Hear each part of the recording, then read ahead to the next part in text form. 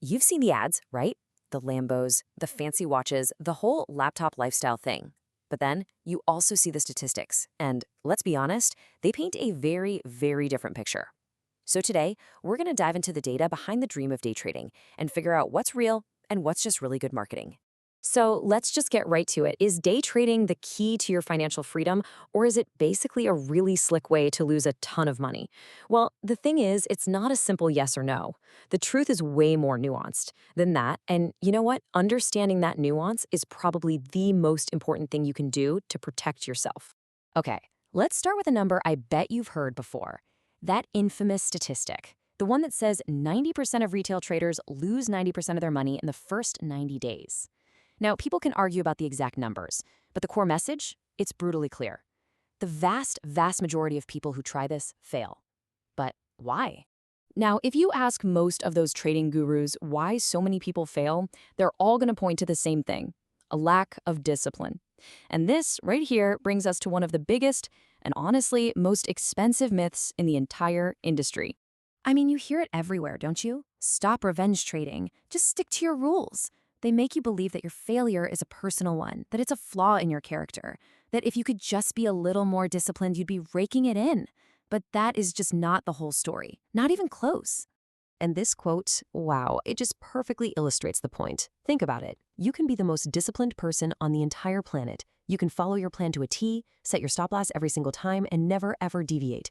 But if your strategy is fundamentally designed to lose money over time, all you're really doing is losing your money in a very organized, very efficient way. And that brings us to the most important concept in all of trading: mathematical expectation. This isn't about your gut feelings, it's not about discipline, it is pure, cold, hard math. It's the formula that proves whether your strategy actually has a statistical advantage, an edge, over a long series of trades. You know, kind of like how a casino knows that over thousands of hands of blackjack, the house is always going to come out on top. This right here is the true final boss you have to be before you even think about risking a single real dollar. So to really get this, we need to separate two very different things. There's the market itself, and then there's the industry that's been built up around getting you into that market. Let's be clear, the financial market itself isn't some big scam. Prices move because of massive global forces, things like interest rates, liquidity, huge institutional money flows. It's not just random. But the industry that's selling you courses, signals, and these unrealistic dreams, oh yeah, that ecosystem is absolutely designed to make a profit from you, not with you. And when you really look at how the incentives are set up, it's pretty eye-opening. Just take a look here. The broker? They win when you trade more and more because they're earning fees whether you win or lose. The guru? They win when you buy their course. That's guaranteed income for them, no risk involved. But your path to winning, it's totally different. It has nothing to do with how often you trade or buying some secret system. It's all about having a proven mathematical edge. Okay, so if 95% of traders fail, what on earth is that other 5% doing that's so different? Well, here's the secret. It's not that they're smarter or even necessarily more disciplined. It's that they are playing a completely different game. This comparison just lays it all out there. The 95%, they act like a gambler in a casino. They're relying on hope, on gut feelings, they're chasing their losses, and they're glued to the screen. But the 5%, they act like the casino owner. They do all the math up front. They prove their edge with historical data. They manage their risk like a hawk. And then they just execute their proven system, day in and day out.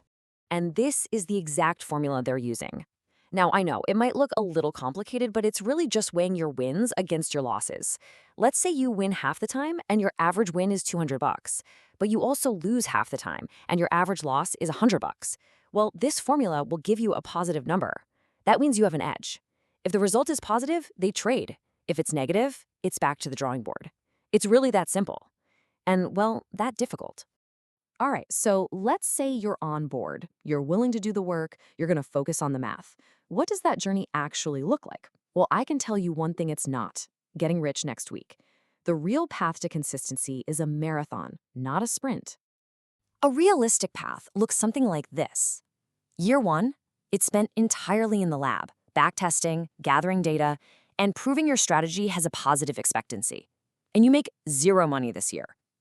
Then year two is all about practice. mastering your emotions, your execution on a demo or a tiny account. It's only by year 3, once you have the data and the experience, that you're finally ready to use that proven system with real, significant capital. So, as we wrap all this up, it really boils down to one final, simple choice. It's a choice between the story that you're being sold and the actual reality of the numbers. This right here is probably the best way to think about it. The dream they sell you is easy money, but the reality? Professional trading is an incredibly difficult career that demands a huge amount of upfront work for absolutely no pay. It's a business, plain and simple. It is not a lottery ticket. And that leaves us with the final question you have to ask yourself. Are you chasing the dream that you see in all those advertisements? Or are you willing to dedicate yourself to the data, to the math, and to the really hard process required to maybe, just maybe, become one of the 5%? The answer to that question will determine everything.